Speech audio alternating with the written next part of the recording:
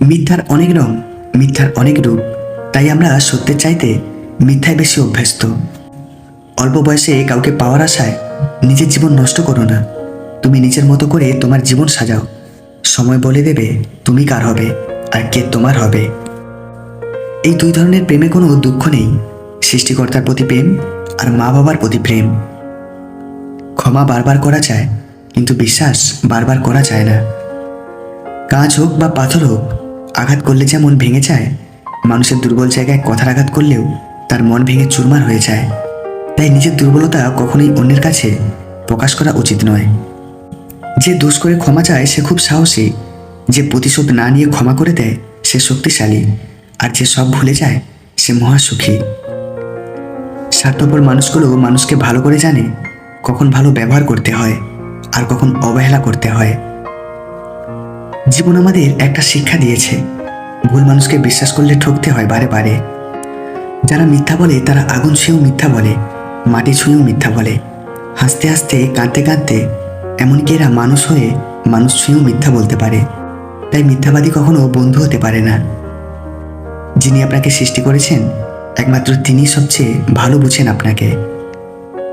কিছু মুহূর্ত থাকে জীবনে যা মনে পড়লে আমরা যতই হাসি খুশি থাকি না কেন চুপ হয়ে যাই। একজন অপেক্ষায় থাকে আর একজন অন্য কাউকে নিয়ে ব্যস্ত থাকে।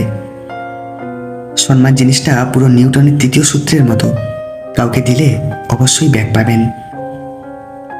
মারা গেলে অশ্রু ঝরানোর লোক অনেক পাওয়া যায়, কিন্তু বেঁচে থাকতে কষ্টের দিনে পাশে দাঁড়ানোর মতো মানুষ পাওয়া সত্যি ভাগ্যের ব্যাপার।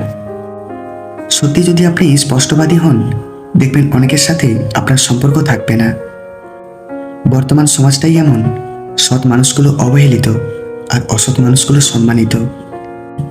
যদি আপনি নিজেকে চিনতে না পারেন বা নিজেকে বুঝতে না পারেন, তাহলে মনে রাখবেন আপনি প্রকৃতির নিয়মে বেঁচে আছেন, কিন্তু সত্যিকার অর্থে আপনি একজন জীবন্ত লাশ।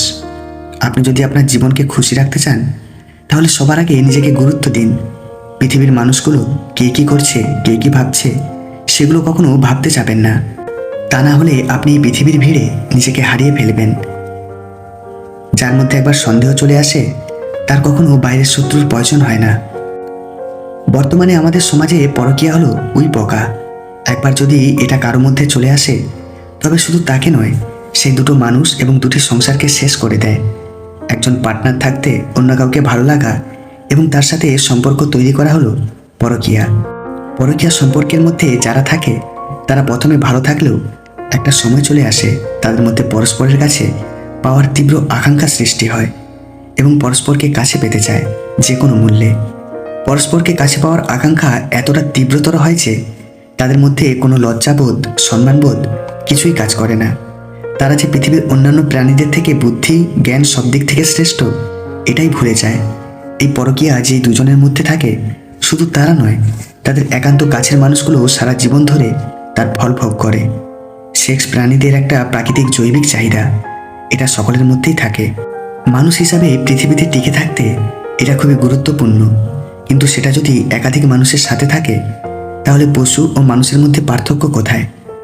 তাই যারা পরকীয়ায় আছেন তারা নিজেদের একান্ত কাছের মানুষগুলোর কথা একটু ভাববেন। তাদের সুস্থ স্বাভাবিক সমাজের কথা ভেবে নিজেদের একটু কন্ট্রোল করুন। বাড়ির বউয়েরা এই 4টি কারণের জন্য পরকীয়া করে। 1. কম বয়সে বিয়ে হয়ে যাওয়া। 2. অনিচ্ছাকৃতভাবে বিয়ে হয়ে যাওয়া। 3. নিজের স্ত্রীকে সময় কম দেওয়া। আর 4. স্বামীর দূরে থাকা। কাউকে সাহায্য করতে ধন নয়, মন থাকতে হয়। ভালো লাগা কোনো পাপ নয়। কাউকে ভালো লাগা আর ভালোবাসা মানুষ মানুষকে কাছে টানে। কিন্তু একসঙ্গে অনেককেই ভালো লাগতে পারে, তবে কখনো ভালোবাসা যায় না।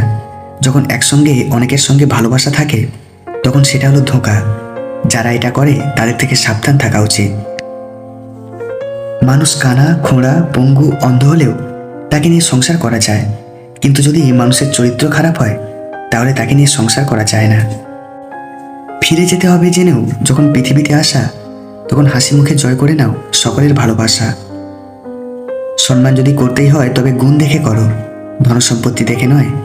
বিশ্বাস যদি রাখতে হয় তাহলে নিজের উপর রাখো, অন্যের উপর নয়। বিয়ে যদি করতেই হয় তাহলে চরিত্র দেখে করো, কারো রূপ দেখে নয়। আমাদের সবথেকে বড় দুর্বলতা হলো কাজ শুরুর পূর্বে হার মেনে নেওয়া।